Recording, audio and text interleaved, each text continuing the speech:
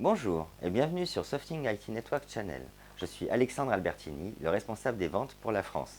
Pour notre série de webinaires en ligne, je vous présente aujourd'hui les principes fondamentaux de test pour les câbles structurés en cuivre. Nous allons passer à l'agenda. Pour tout ce qui va être fonctionnalité, conception et mesure, pour les câblages en cuivre comme moyen de transmission privilégié pour les réseaux de communication modernes. Nous allons d'abord vous présenter notre société. Ensuite, vous aurez un topo sur tout ce qui sera câblage structuré à paire torsadée, les niveaux de performance de ces derniers, toutes les modalités de test et de mesure pour ces câbles structurés en cuivre, et par la suite, nous verrons les promotions et les autres webinaires à venir. En fin de webinaire, je répondrai à quelques-unes de vos questions. Donc pour commencer, nous allons un petit peu vous expliciter qui nous sommes. Donc Softing AG Holding, AG signifie Acting Gesellschaft, c'est une forme de société par action, l'équivalent de notre société anonyme en France. Le groupe existe maintenant depuis une quarantaine d'années et nous avons été introduits en bourse en 2000. Nous sommes composés de 3 branches. La première est dédiée à l'électronique automobile embarquée. Une autre, qui se trouve ici, et qui s'appelle Automation Industrial, est dans les secteurs d'activité de tout ce qui est automatisation industrielle. Notre société, Softing IT Networks, est au centre de ces 2 filiales. Nous fournissons tout le matériel nécessaire pour tester, vérifier, qualifier ou certifier les réseaux cuivre ou fibre optique. Nos centres de développement se trouvent à Aar, près de Munich, en Bavière. Softing IT Networks est présente partout dans le monde.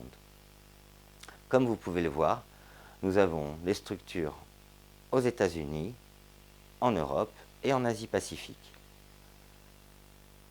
De nombreux pays comme l'Allemagne, la France, l'Italie, l'Autriche, la Roumanie, les États-Unis et d'autres pays comme Singapour, le Japon, l'Inde ou la Chine sont représentés localement par des bureaux. Vous pourrez trouver nos 2 centres R&D, principalement situés à Munich et notamment à Singapour pour la partie Asie-Pacifique.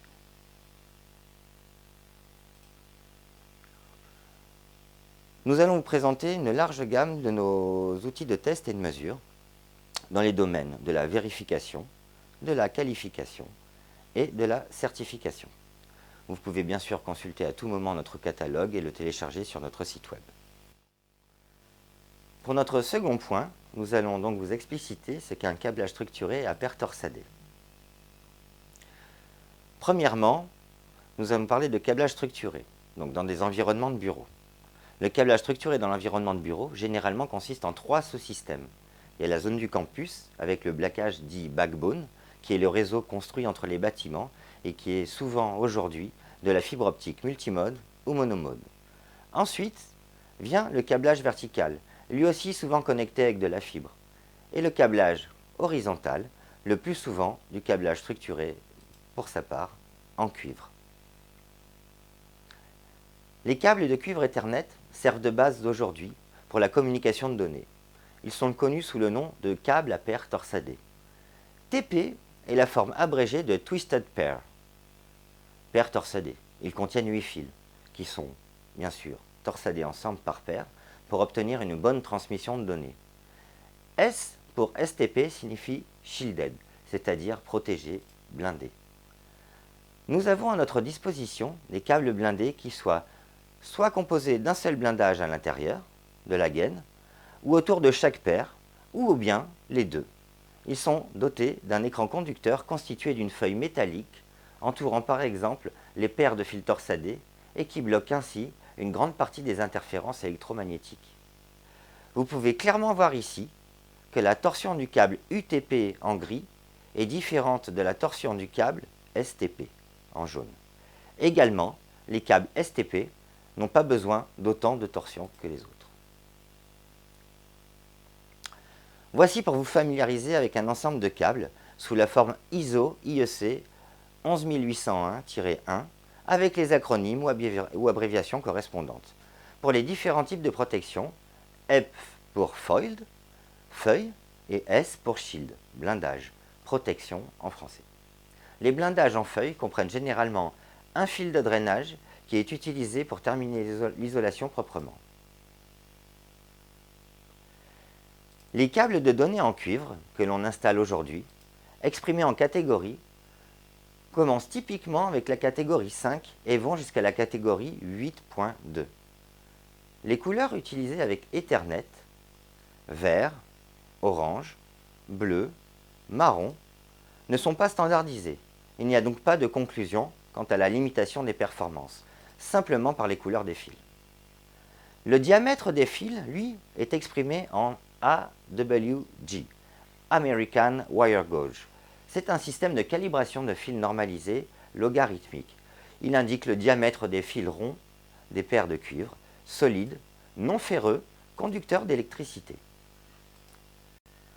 Le nombre de paires de fils varie généralement de 4 à 2 et à 1.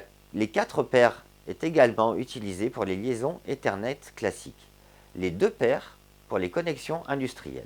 On utilise alors les paires 3-6, 7-8 ou bien 1-2 et 4-5. Chaque système est tributaire de sa part de qualité et de cohérence de sa conception de bande passante maximum, ainsi que de propriétés spécifiques aussi liées à la longueur des liens en cuivre. Si nous comparons la transmission des signaux entre câbles coaxiaux et câbles à paire torsadée, les bases de la transmission de signaux pour un câble à paire torsadée sont bien différentes. Nous passons de 1 à 8 fils. Les performances sont également très dissemblables, bien sûr. Pour obtenir une performance supérieure avec 8 fils, il s'agit aussi d'équilibrer les flux. Les signaux transitent sur chaque fil, mais sont opposés en charge électrique. Cela signifie que vous avez la transmission d'un émetteur qui est inversé sur une paire de fils par rapport à l'autre. Il peut donc se produire des interférences. Ainsi donc, la paire est torsadée de façon spécifique et elle est construite dans le but d'équilibrer le signal et d'annuler les interférences électromagnétiques provenant des sources externes. Celles-ci peuvent être multiples du fait des conditions physiques de l'installation. C'est la raison pour laquelle nous avons des équipements de test. Nous mesurons l'isolation et la qualité des flux à l'intérieur des fils, ainsi que de l'équilibre de ces derniers. Le connecteur standard le plus utilisé aujourd'hui est le RJ45. On le rencontre sur les installations de câbles de catégorie 3 à la catégorie 8.2. RJ45 signifie Registered Jack Model 45. Chaque catégorie se portera une fréquence bien déterminée. Les schémas de couleurs pour la connexion des fils peuvent être multiples. Le plus souvent, nous rencontrons 568A et 568B le plus utilisé, sachant que le A est dédié aux Américains.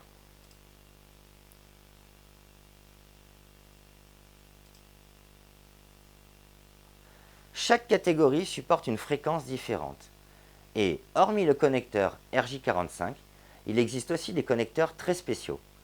GG45, Tera, EC7 ou 7. Ils sont utilisés à partir de la 7e catégorie de câbles, la catégorie 7, avec des fréquences supérieures à 500 MHz. Ils ont tous la particularité essentielle de mieux isoler les paires au niveau de leur raccordement et au sein des connecteurs. Les composants produisent des liens. La somme des composants individuels deviennent alors le lien. Les composants individuels sont distinctement les câbles, les panneaux de brassage, les prises et notamment les connexions intermédiaires ou bien les points de consolidation. Pour notre troisième chapitre, nous allons vous expliciter les différents niveaux de performance en relation avec les catégories et les classes de câbles en cuivre structurés. Ici, nous représentons avec ce tableau les différents niveaux de performance associés aux catégories et aux classes, ainsi que leur correspondance entre elles. Les catégories sont les niveaux de performance liés aux composants individuels, les câbles, les prises, les connecteurs individuellement. Les classes sont un niveau de performance plus lié à la performance générale du lien dans son ensemble. Comme vous pouvez le voir sur ce tableau, les deux colonnes vertes représentent les normes et standards américains, ANSI TIA. Vous pouvez voir les relations entre la bande passante et les fréquences supportées. Par exemple, pour la la catégorie 5E, les fréquences sont entre 1 et 100 MHz, supportant une bande passante de 100 MHz. Notamment sur la partie ISO-IEC, qui est dédiée à l'univers international ou bien européen, nous voyons que la catégorie 5 jusqu'à la catégorie 8.2 va de la fréquence de 100 MHz jusqu'à 2000 MHz. Donc ce que nous pouvons voir, c'est que les bandes passantes évoluent suivant les fréquences supportées. 100 MHz pour 100 MHz, 250 MHz pour 1 Go et 500 MHz pour 1 Go ou 10 Go en catégorie 6A. Sur la partie catégorie 7, classe F ou FA, 10 GHz, 10 Go de bande passante, et notamment pour la catégorie classe 2, 8.1, 8.2, 25 à 40 gigabits seconde, pour des fréquences allant de 1000 à 2000 MHz. Dans le tableau suivant, cela vous montre les catégories et classes par rapport à leurs différentes applications. On peut voir les progrès importants réalisés entre le début des années 90-91 et le début des années 2000. Aujourd'hui, nous en sommes à la classe 2 et vous pouvez faire fonctionner un lien Ethernet à la vitesse de 40 Gb sur une longueur réduite de 30 mètres. L'évolution de cette bande passante est allée des années 1988 par le token ring à 16 Mbps, allant jusqu'au début des années 2000 à 1 Go, cette dernière étant passée dans les années 2007-2008 à 10 Go, puis 25 et 40 Go en 2016 avec les catégories 8.1, 8.2. Test et mesure. La quatrième partie, nous allons voir les différentes typologies de tests et de mesures. Voici nos 4 types de tests et de mesures. La vérification, la qualification et la certification, notamment le dépannage actif. Pour la vérification, qui est un test de base de métrologie, nous vérifions le câblage avec le plan de câblage. Pour la qualification, qui détermine la capacité de transmission des liens, nous avons ici la capacité de tester le taux d'erreur en temps réel. Pour la certification, ce sont les mesures d'évaluation basse et haute fréquence par rapport aux normes et standards. Pour le dépannage actif, cela vous permet de résoudre des problèmes d'Internet et également de tester la transmission effective de la bande passante. Le vérificateur ne prend en charge qu'un très petit nombre de paramètres, comme le plan de câblage, parfois sur des appareils un peu plus chers, il peut mesurer la longueur, comme le Cable Master 600 par exemple, 800, ou le Cable Master 500. Il n'y a généralement pas la possibilité de garder les tests en mémoire. Ainsi, le Cable Master 200 n'a pas la possibilité de stocker les résultats de test. Mais sur les appareils plus haut de gamme, vous pouvez obtenir, il s'agit essentiellement d'une capture d'écran. Les fautes de câblage et leur localisation sont possibles si l'instrument est équipé d'une carte interne TDR, Time Domain Reflectometer. Avec le Cable Master 600 et le Cable Master 800, on peut obtenir le ping, le traçage des routes, le test HTTPS. C'est un bon vérificateur pour un réseau LAN, notamment la PoE et la PoE+. Si vous désirez simplement vérifier votre câblage, vous pourrez le faire avec un testeur dont le prix commence aux alentours des 45 €, comme le Cable Master 200. Viendront ensuite une montée en gamme avec le Cable Master 500 pour la capacité du lien, la distance au défaut, le Cable Master 600 pour ses précédentes fonctionnalités, en plus de la PoE et la possibilité de générer des rapports PDF, et ensuite vient le Cable Master 800 sur lequel vous allez pouvoir, en plus de ces dernières fonctions, additionner des tests de réseau actifs comme le ping, traceroute, netscan, et notamment la vérification de toutes les unités du réseau par rapport à leur MAC adresse. Et ce, en faisant des rapports par simple capture d'écran sur un PDF.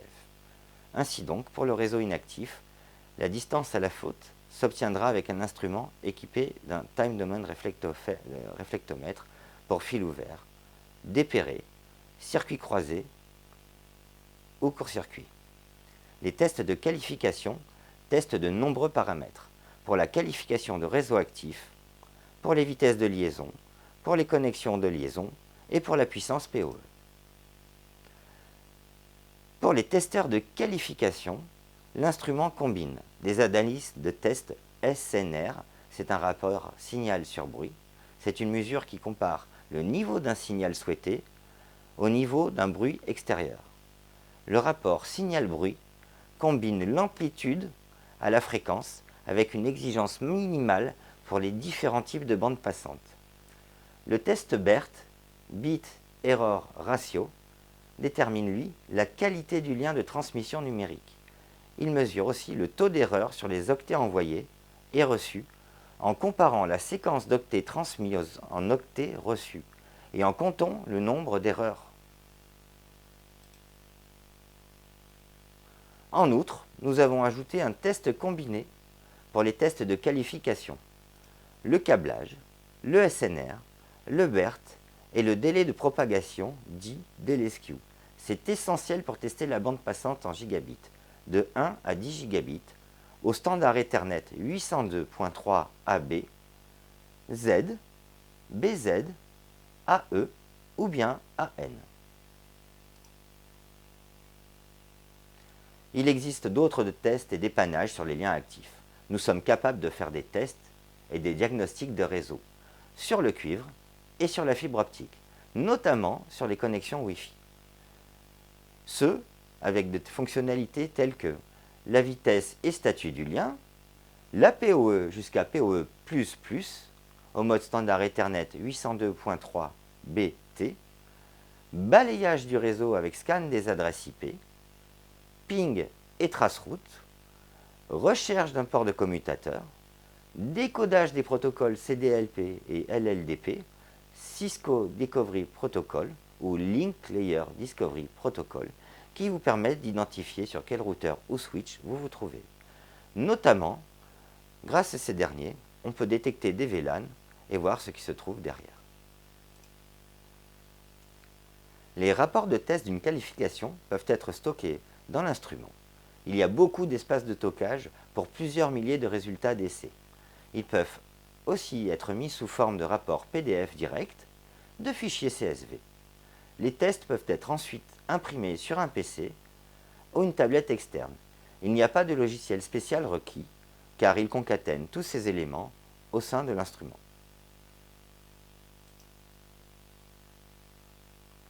Nous allons aborder maintenant la mesure classique des réseaux, à proprement dite la certification. Les propriétés électriques d'une liaison de données sont déterminées au moyen de mesures à basse et haute fréquence, notamment de calculs basés sur les valeurs mesurées. Les standards d'aujourd'hui, catégories ou classes, assurent à travers leur respect des valeurs limites spécifiées de performance. Cela garantit une transmission sans problème pour un large éventail d'une gamme d'applications. Les mesures des définitions de base des liens sont généralement des liaisons permanentes, mais il existe d'autres définitions de liens entre deux extrémités d'un câblage aujourd'hui. Elle peut être aussi bien une liaison de bout en bout dans un environnement industriel, ou bien MPTL pour, par exemple, des infrastructures dites de terminaison Wi-Fi ou caméra, une fiche modulaire terminée avec une fiche RJ45 fréquemment utilisée avec les réseaux de sécurité dédiés à la vidéoprotection ou bien à la projection d'écran sur du 4K par exemple. Le nombre de connecteurs peut varier entre deux modèles de connecteurs, selon les normes ISO, IEC ou EN dit Senelec, et jusqu'au modèle de connecteur A6 avec 5 segments dans la liaison de bout en bout. Il y a donc beaucoup de définitions de liens liées aux standards et à leurs normes. Voici un petit tableau comparatif de standards qui vous présente la liste des différentes normes existantes pour leurs usages. Câbles, composants, installations, applications. Vous pourrez trouver ce document lors du téléchargement de cette présentation. Avec une installation dite cabling, vous pouvez alors certifier les liens quand le câble et les composants sont reliés, rattachés, pour former le réseau. Ce, au travers de normes TIA 568.2-D ISO IEC 11801-1 ou bien Europe EN 53173-de 1 à 6. En standard TIA, les normes pour les fréquences de 600 à 1000 MHz n'existent pas. En 2002, quand nous avons trouvé que la catégorie 6 classe E n'était pas capable de transmettre des gigabits, c'est à partir de la catégorie 6A classe EA en vert, que vous pouvez voir ici, il a fallu donc passer de 250 à 500 MHz pour des liens de 90 mètres. C'est la norme Ethernet dite 802.3 AN. Nous avons à ce jour des liaisons de catégorie 8.1, 8.2, classe 1 et 2, qui fonctionnent avec une fréquence allant jusqu'à 2000 MHz pour 40 gigabits seconde.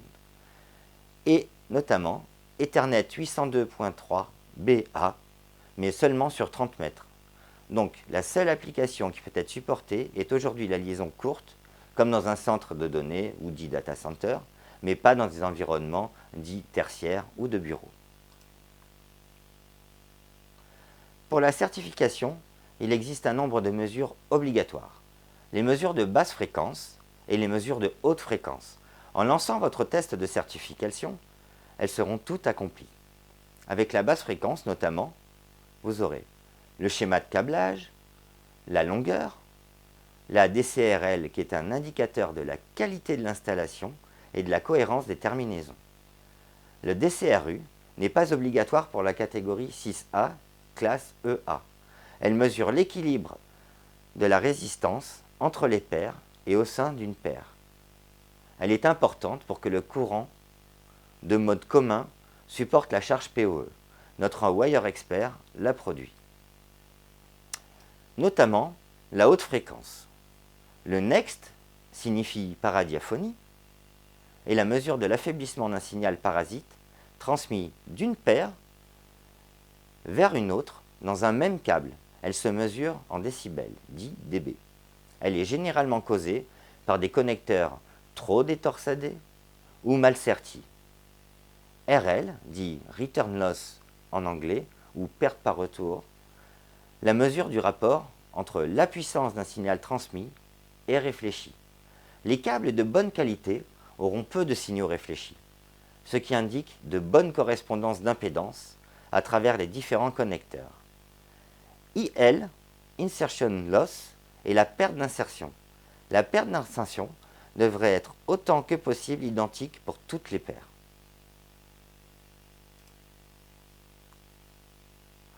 Les résultats des paramètres de mesure à basse fréquence sont généralement présentés sous forme d'images et de tableaux.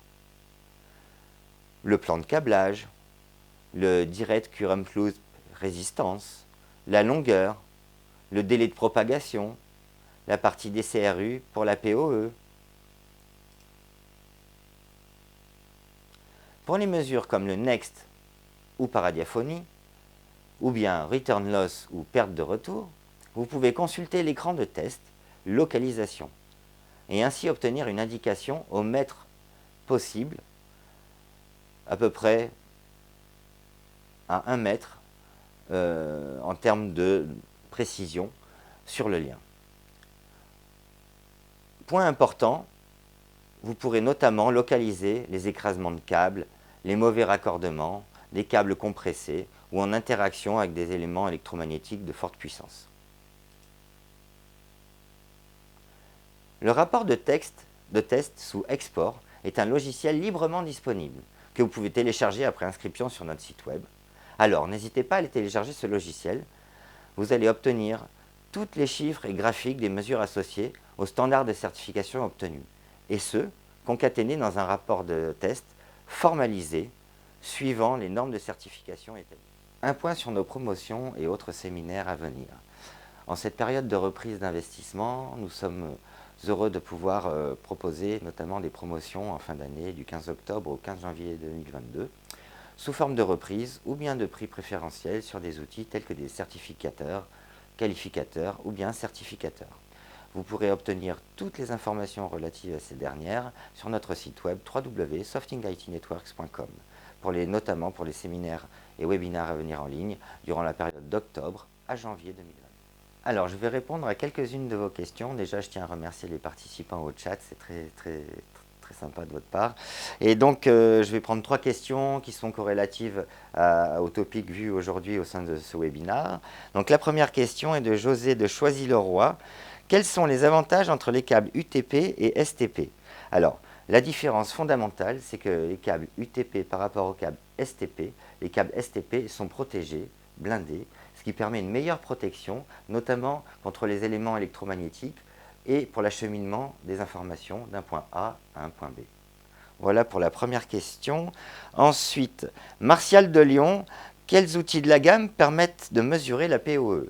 Alors, nous avons 2 typologies d'outils, les vérificateurs qui permettent de faire cette mesure, ou bien dans le monde de la qualification, les qualificateurs NetXpert XG2.